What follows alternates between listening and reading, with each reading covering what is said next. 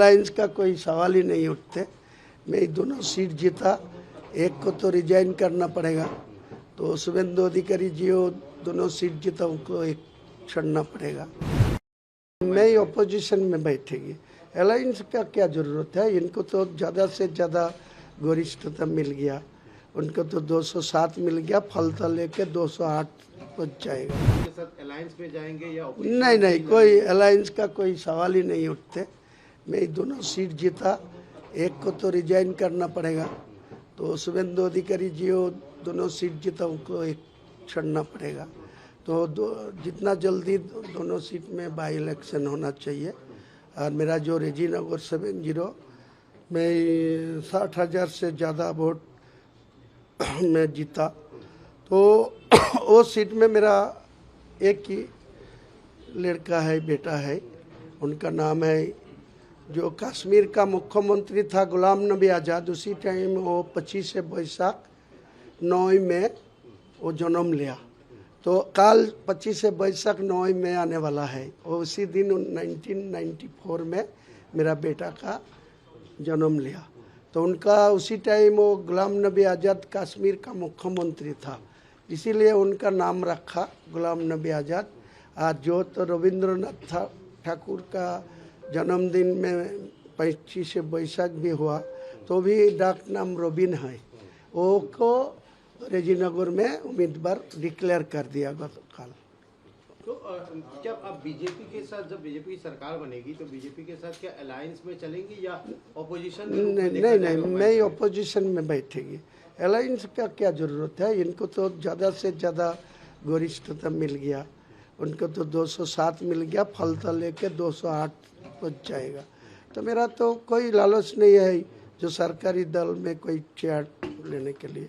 मेरा जो विधानसभा का जो हक है वो लेके मैं अपोजिशन बैठ के, मेरा मुर्शिदाबाद जिला तथा स्टेट का जो लोगों को ऊपर कोई जुल्म नहीं होना चाहिए, लोगों को मोदी जी जो बोल रहा है सबको साथ, सबको विकास, सबको ये मान के चले, तो मेरा कोई दिक्कत नहीं है। कल देखा गया कि अखिलेश यादव ममता बनर्जी के घर पे आए थे, मीटिंग किए हैं, और मीटिंग करने के बाद उन्होंने ये भी कहा है कि जो वोट जो काउंटिंग हुआ है उसमें बहुत कुछ मैनिपुलेशन किया गया है, वोट चोरी हुआ। तो अखिलेश जब जो केजरीवाल 2 महीना तक जो प्रचार चल रहा है वो कहाँ थे? वो तो ममता बनर्जी को पास आके सपोर्ट देना चाहिए। वो तो राहुल गांधी अभिषेक को सुबह सुबह जाके राहुल गांधी में घर में चाय पीते, तो यहाँ क्यों राहुल गांधी ममता को खिलाफ 294 में उम्मीदवार खड़ा किया? ये दिचाचरिता नहीं होना चाहिए। ममता बनर्जी भी झूठा आदमी, और कांग्रेस का 50 साल से बंगाल में 1997 में जो कांग्रेस को चुनाव में ख़त्म हो गया, आज तक कांग्रेस वो दिन दिन आम आदमी को पास इनका कोई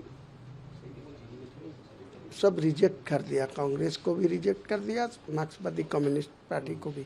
मैं आपको सुझाव देने के लिए बोल रहा है, जो मोहम्मद सलीम साहब को मैं 3 बार बैठा, बोला जो आप कांग्रेस, आईएसएफ, मैं चारों तरफ मिलके मैं बंगाल में एक माहौल बनाना चाहते हैं, जो टीएमसी ख़त्म होगा, मेरा निर्णायक शक्ति में आएगा। वो बोल के कोई मेरा बात का कोई गुरुत्व तो नहीं दिया। मैं क्या करूँगी, मैं लड़ लिया, वो लड़ लिया, वो भी सीपीएम भी 1 सीट मिला, कांग्रेस भी मुर्शिदाबाद जिला 2 सीट मिला, खुद मैं अकेला लड़ के 2 सीट जीत हासिल किया। तो मेरा को साथ कांग्रेस, सीपीएम, नेशनल दल, इनको क्या फर्क है? नहीं सोचते हैं, यही सोचना चाहिए। तो 29 का लोकसभा चुनाव भी तो अब 5 साल बाद आने ही वाला है। हाँ, 3 साल बाद आने वाला है। तो वहाँ पे आम जनता उन्नयन पार्टी क्या लोकसभा में भी उम्मीदवार खड़े करेगी? जरूर, मैं खुद बहरमपुर सीट में लड़ेगी, एवं इंशाल्लाह मैं वहाँ से 2 लाख वोट में जीत हासिल करेगी। मेरा मुर्शिदाबाद के 3 सीट है टीएमसी का, 3 को मैं हराएगी, ये मेरा टारगेट है। अरे टारगेट मैं फुलफिल करूँगी। तो उसके अलावा भी और क्या क्या सीट, कौन कौन सा सीट आप अभी तक डिसीजन लिए? मैं ज़्यादा सीट पार्लियामेंट में नहीं लड़ना चाहूँगी। मैं मुर्शिदाबाद 3, मालदा 2 और उत्तर दिनाजपुर का रायगंज 6 सीट अभी निर्णय लिया। कोई ज़रूरत पड़ेगी तो और 2-4 सीट लड़ने जाएगी, क्या दिक्कत है। अलायंस का कोई सवाल ही नहीं उठते। मैं दोनों सीट जीता, एक को तो रिजाइन करना पड़ेगा, तो शुभेंदु अधिकारी जी वो दोनों सीट जीता, उनको एक छोड़ना पड़ेगा। मैं ऑपोजिशन में बैठेगी। अलायंस का क्या ज़रूरत है, इनको तो ज़्यादा से ज़्यादा वरिष्ठता मिल गया, उनको तो 207 मिल गया, फलता लेके 208 पहुँच जाएगा। उनके साथ अलायंस में जाएंगे या opposition नहीं, में कोई अलायंस का कोई सवाल ही नहीं उठते। मैं दोनों सीट जीता, एक को तो रिजाइन करना पड़ेगा, तो शुभेंदु अधिकारी जी वो दोनों सीट जीता, उनको एक छोड़ना पड़ेगा। तो जितना जल्दी दोनों सीट में बाई इलेक्शन होना चाहिए। और मेरा जो रेजीनगर 70 में 60,000 से ज़्यादा वोट में जीता, तो वो सीट में मेरा एक ही लड़का है, बेटा है, उनका नाम है, जो कश्मीर का मुख्यमंत्री था गुलाम नबी आज़ाद। उसी टाइम वो 25 वैशाख 9 में वो जन्म लिया, तो कल 25 वैशाख 9 में आने वाला है। वो उसी दिन 1994 में मेरा बेटा का जन्म लिया, तो उनका उसी टाइम वो गुलाम नबी आज़ाद कश्मीर का मुख्यमंत्री था, इसीलिए उनका नाम रखा गुलाम नबी आज़ाद। आज जो तो रविंद्रनाथ ठाकुर का जन्मदिन में 25 वैशाख भी हुआ, तो भी डाक नाम रोबिन है, वो को रेजीनगर में उम्मीदवार डिक्लेयर कर दिया गतकाल। तो क्या आप बीजेपी के साथ, जब बीजेपी की सरकार बनेगी तो बीजेपी के साथ क्या अलायंस में चलेंगी या ऑपोजिशन में? नहीं, मैं ऑपोजिशन में बैठेगी। अलायंस का क्या ज़रूरत है, इनको तो ज़्यादा से ज़्यादा वरिष्ठता मिल गया, उनको तो 207 मिल गया, फलता लेके 208 पहुँच जाएगा। तो मेरा तो कोई लालच नहीं है जो सरकारी दल में कोई चेयर लेने के लिए। मेरा जो विधानसभा का जो हक है वो लेके मैं अपोजिशन बैठ के, मेरा मुर्शिदाबाद जिला तथा स्टेट का जो लोगों को ऊपर कोई जुल्म नहीं होना चाहिए, लोगों को मोदी जी जो बोल रहा है सबको साथ, सबको विकास, सबको ये मान के चले, तो मेरा कोई दिक्कत नहीं है। कल देखा गया कि अखिलेश यादव ममता बनर्जी के घर पे आए थे, मीटिंग किए हैं, और मीटिंग करने के बाद उन्होंने ये भी कहा है कि जो वोट जो काउंटिंग हुआ है उसमें बहुत कुछ मैनिपुलेशन किया गया है, वोट चोरी हुआ है। तो अखिलेश जब जो केजरीवाल 2 महीना तक जो प्रचार चल रहा है वो कहाँ थे? वो तो ममता बनर्जी को पास आके सपोर्ट देना चाहिए। वो तो राहुल गांधी अभिषेक को सुबह सुबह जाके राहुल गांधी में घर में चाय पीते, तो यहाँ क्यों राहुल गांधी ममता को खिलाफ 294 में उम्मीदवार खड़ा किया? ये दिचाचरिता नहीं होना चाहिए। ममता बनर्जी भी झूठा आदमी, और कांग्रेस का 50 साल से बंगाल में 1997 में जो कांग्रेस को चुनाव में ख़त्म हो गया, आज तक कांग्रेस वो दिन दिन आम आदमी को पास इनका कोई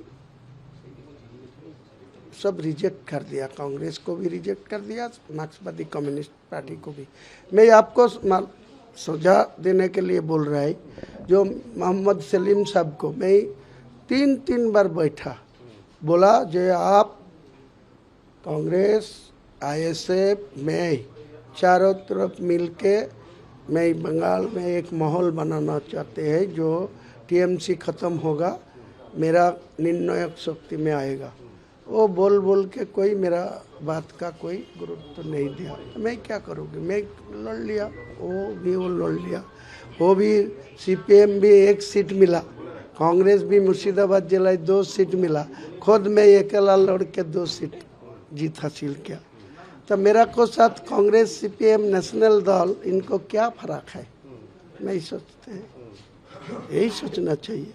2029 का लोकसभा चुनाव भी तो अब 5 साल बाद आने ही वाला है। हाँ और हाँ 3 टू साल नाइन बाद आने वाला है। तो वहाँ पे आम जनता उन्नयन पार्टी क्या लोकसभा में भी उम्मीदवार खड़े करेगी? जरूर, मैं खुद बहरमपुर सीट में लड़ेगी एवं इंशाल्लाह मैं वहाँ से 2 लाख वोट में जीत हासिल करेगी। मेरा मुर्शिदाबाद के 3 सीट है टीएमसी का, 3 को मैं हराएगी, ये मेरा टारगेट है। अरे टारगेट मैं फुलफिल करूँगी। तो उसके अलावा भी और क्या क्या सीट, कौन कौन सा सीट आप अभी तक डिसीजन लिए? मैं ज़्यादा सीट पार्लियामेंट में नहीं लड़ना चाहूँगी। मैं मुर्शिदाबाद 3, मालदा 2 और उत्तर दिनाजपुर का रायगंज 6 सीट अभी निर्णय लिया। कोई ज़रूरत पड़ेगी तो और 2-4 सीट लड़ने जाएगी, क्या दिक्कत है।